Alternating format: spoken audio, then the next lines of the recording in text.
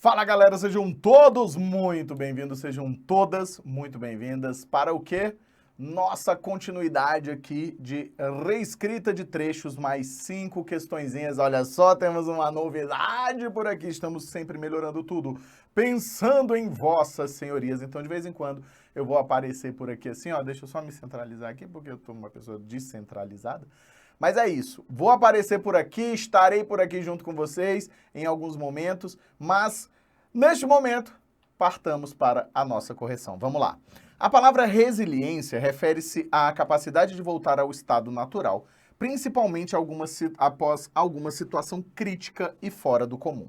Ela é utilizada em várias áreas do conhecimento, diferente do que a gente possa pensar. Então, olha só que doideira, hein? Várias áreas do conhecimento. Peço desculpas a vocês aí. De acordo com o especialista em ciência e Amazônia, a hipótese de savanização, então temos algumas informações importantes, ó, a hipótese de savanização precisa ser encarada com seriedade, porque a floresta amazônica tem resiliência, ok? O sentido dessa palavra no contexto é o de, olha só. Então, vou de baixo para cima aqui para a gente ver. Equilíbrio emocional, você percebe então que aqui, ó, o ponto-chave tá, floresta amazônica tem resiliência. Então, você tem um elemento que a gente chamará de um elemento não humano. Então, não é uma questão que vai envolver especificidades humanas. Não é a ideia de que estamos lidando com uma resiliência típica da resiliência, né? Ou então a resiliência típica do que a gente está acostumado ali. As pessoas serem resilientes. Não, a gente está falando de uma floresta. O que resiliência vai significar nesse contexto, tá? Vai significar um equilíbrio emocional? Não, né? Não tem como ser um equilíbrio emocional para lidar com os problemas relacionados ao contexto laboral. Laboral é o contexto de quê? De trampo. É o contexto de trabalho, né? Quando as situações não ocorrem como esperado. Isso aqui é uma característica completamente humana. Propriedade de os materiais que acumulam energias voltarem ao normal. Olha só, tudo isso aqui é resiliência aplicada a várias áreas. Quando, então, são expostas a situações de estresse ou choque, é essa a nossa resposta? Também não será. Que questão bem feita, né? Possibilidade de tomar uma decisão. A floresta vai ser capaz de tomar uma decisão quando se tem medo do que isso possa ocasionar, quando está sob pressão? Também não temos essa relação.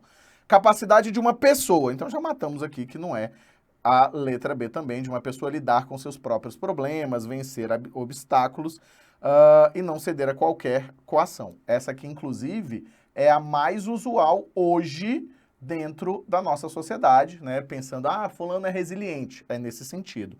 Então, nos resta quem? Aptidão, olha só, de um determinado sistema para recuperar o equilíbrio depois de ter sofrido uma perturbação. Pronto, matamos, né? Então, nossa respostinha realmente, vou jogar grandão aqui pra gente dar uma olhada, é letra A de adocica, meu amor, adocica. Beleza? Pegou? Conseguiu entender? Olha só, primeira questãozinha, então, é importante esse tipo de questão porque a palavra resiliência, ela tem sido utilizada dentro da sociedade de uma forma muito comum, mas muito comum mesmo. Se ela tem sido utilizada de uma forma muito comum, né, é um problema. Bora lá? Vamos junto? É um problema no sentido de encontrar o correto, né? O trecho do parágrafo 4, pesquisando a fundo a grafia sonora, Braille percebeu suas limitações e pôs-se a aperfeiçoá-la, pode ser reescrito sem alterar o sentido que apresenta no texto, como? Então, olha só. Essa primeira oração aqui que vai ser o nosso caso, ó, pesquisando a fundo. Então, quando ele diz pesquisando a fundo, o que a gente vai entender? Basicamente, a leitura que a gente tem aqui é de que no momento em que pesquisava, né? Ou seja, naquela hora que ele estava pesquisando. Então, no momento em que pesquisava a fundo a grafia sonora, Braille percebeu suas limitações e pôs-se a aperfeiçoá-la. Beleza. Então, é uma noção que a gente percebe claramente relacionada com o quê? Com tempo da TV. Beleza? Então, vamos lá. Para pesquisar a fundo, você está percebendo que é essa mudança mesmo, ó. para pesquisar a fundo a grafia sonora, o que acontece neste caso em específico? Aqui nós temos uma ideia de finalidade, é a ideia de com qual objetivo, né, Braille percebeu. Não é esse o sentido lá de cima. Embora pesquisasse a fundo, ó, embora pesquisasse a fundo a grafia sonora, aqui a gente tem uma leitura claramente de quê? De concessão, que é exatamente um processo de oposição, certo? É um processo opositivo. Então, neste caso, o que a gente percebe? Ah, que coisa maravilhosa. A gente percebe exatamente que não é o mesmo sentido lá de cima. Está opondo a ideia? Você está contrapondo duas noções? Não, não estamos contrapondo duas noções. Mas olha essa letra C, que beautiful. Quando pesquisava a fundo a grafia sonora, opa! Braille percebeu suas limitações e pôs-se a aperfeiçoá-la. Logo, estamos diante de quê? De uma resposta nessa alternativa, ó, vamos confirmar, alternativa C, C de caraca, moleque, que dia, que é isso? Toca um pagodinho só para começar? Então, quando pesquisava a fundo a grafia sonora, apresenta uma leitura de tempo que é lá de cima. As outras seriam possíveis em alguns outros contextos? Sim, por quê? A redução em gerúndio costuma ser muito corriqueira para esse tipo de construção, tá? Então, essa construção em gerúndio, no sentido de colocar o gerúndio como uma forma de apresentação de orações, às vezes apresenta ambiguidade, às vezes apresenta mais de uma leitura, por isso que a gente precisa ficar muito atento ao que se quis dizer naquele determinado momento. Fechou? Pegou essa visão? Então, vamos lá, vamos terminar, ó. Apesar de pesquisar a fundo, a mesma coisa, ó. Apesar de pesquisar é a mesma coisa da B, mesminha leitura da letra B. Na letra B, nós temos o quê? Uma construção de concessão, e aqui também apresentaremos uma leitura de concessão, que é opositiva. Se pesquisasse a fundo, caso pesquisasse a fundo a grafia sonora, temos uma leitura, neste caso, de uma condição. Então, aqui seria uma condicional. E aí, realmente, a nossa única possibilidade, né? Então, a nossa única possibilidade é exatamente a possibilidade de quê? De uma leitura de tempo lá, somente encontrada na letra C. Bora que só bora? Esse tipo de questão é muito boa, né? A questão de reescrita é uma questão sempre muito boa. Bora para mais uma de reescrita? Lógico, a gente está trabalhando com reescrita de trechos e troca de palavras, então vamos junto. Vamos junto e misturado aqui, ó. O período que corresponde sem alteração de sentido à reescritura do quê? A gente vai pensar da seguinte maneira. Vamos lá. Qual a ideiazinha que nós temos aqui?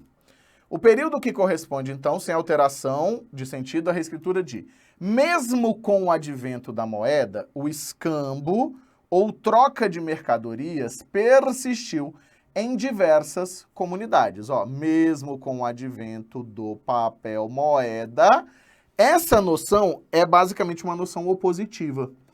Por que uma noção de oposição, Wagner? Por que uma noção opositiva? Porque é basicamente a ideia do seguinte, olha só.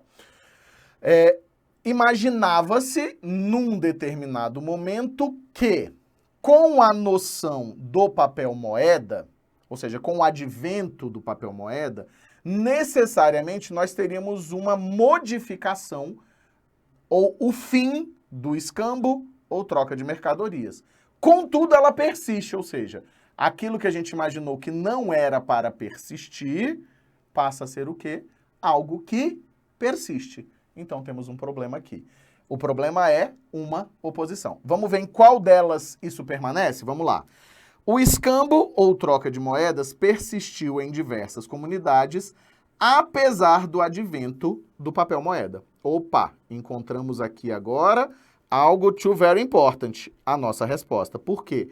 Permanece a leitura de quê? De oposição, ou seja, essa quebra de expectativa que aparece nesse momento, certo? Então, aqui temos uma quebra de expectativa, beleza? Pegou visão? Massa. O escambo, ou troca de mercadorias persistiu em diversas comunidades, haja vista o advento. Aqui, ó, haja vista traz uma noção de explicação, tá? Ou conclusão, dependendo de como a gente quiser trabalhar. Mas nesse caso por que o papel moeda surgiu? Então a gente teria uma explicação. Explicação não é o nosso caso, ó. O nosso caso é letra A de se o mundo inteiro me pudesse ouvir.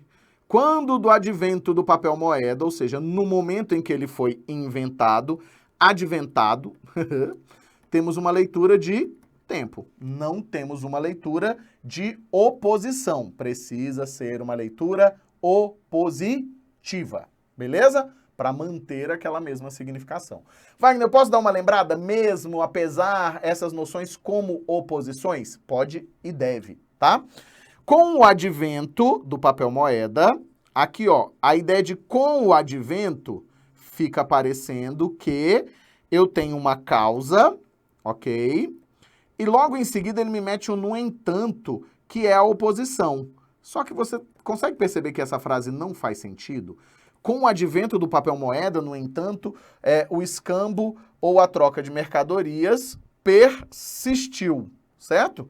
É estranhíssimo, né? Não faz sentido, beleza? Porque a oposição veio depois de uma causa, isso não faz muito sentido pra gente.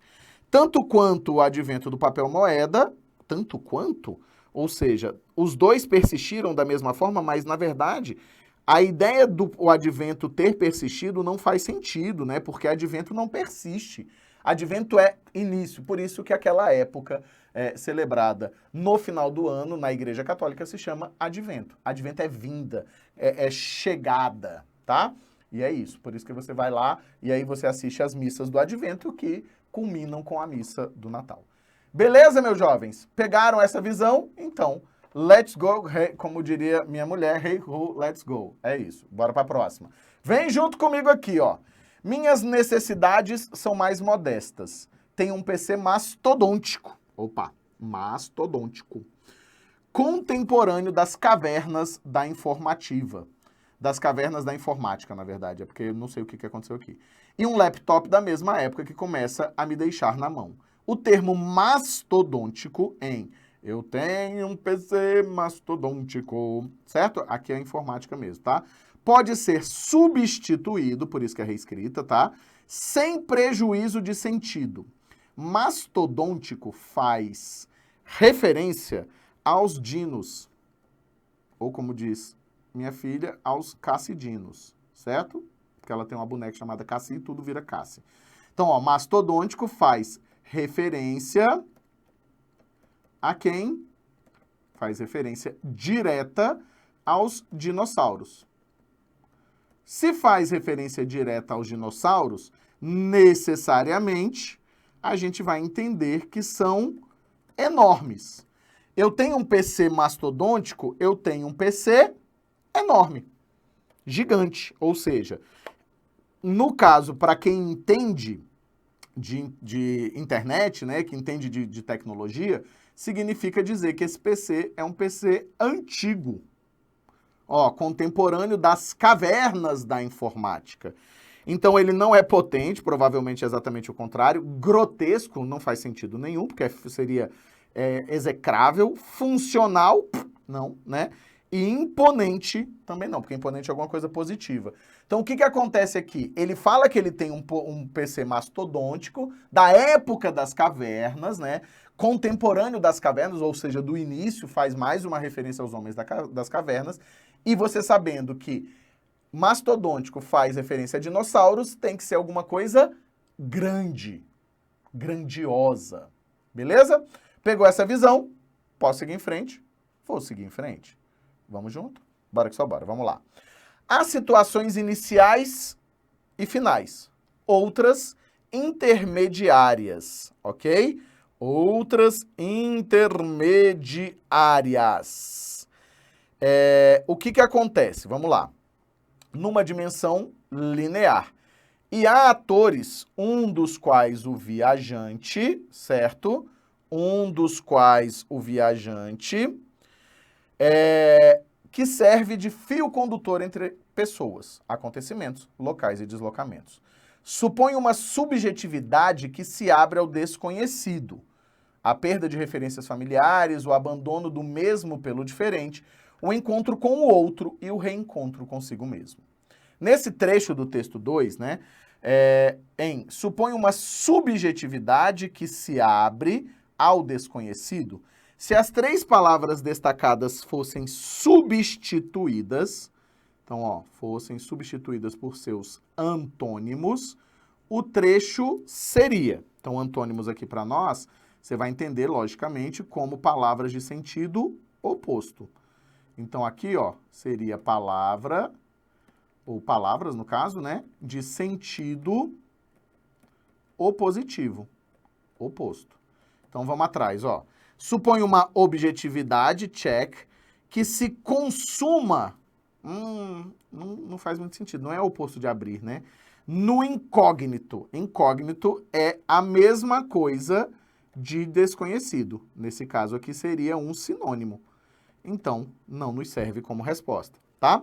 Supõe uma objetividade, check, que se fecha, check, ao reconhecido. Interessante isso aqui, hein? Mas vamos dar uma olhadinha nas outras? Supõe uma realidade que se conclui no ignorado. Ignorado também é a mesma coisa de desconhecido, né? Realidade eu diria que é muito forçação, tá? Supõe uma realidade que se encerra ao sabido, mudou o sentido, né? Ainda que sabido seja o contrário de desconhecido, mas se encerra. Supõe um propósito que se nega ao recôndito. Recôndito também é desconhecido, é aquilo que é, né, como eu posso explicar para vocês? É aquilo que está escondido. Então, realmente, a nossa única resposta aqui que a gente consegue perceber como possível é realmente a letra B de bola. Eu diria que realidade até caberia, em certa medida, como oposição à subjetividade. Por quê? Porque a subjetividade é o seu eu, né? É o sentimento, é alguma coisa que foge da realidade. Daria pra gente pensar. Beleza? Muito obrigado pela presença de vocês neste videozinho aqui. Mais um vídeo concluído com sucesso, mais 5 questões para conta do Papa. E é isso. Cola comigo, que é sempre sucesso. Beleza, galera? Valeu, muito obrigado pela presença mais uma vez. Um beijo, um queijo. A gente se vê na próxima. E o quê? Fui. Bora, galera!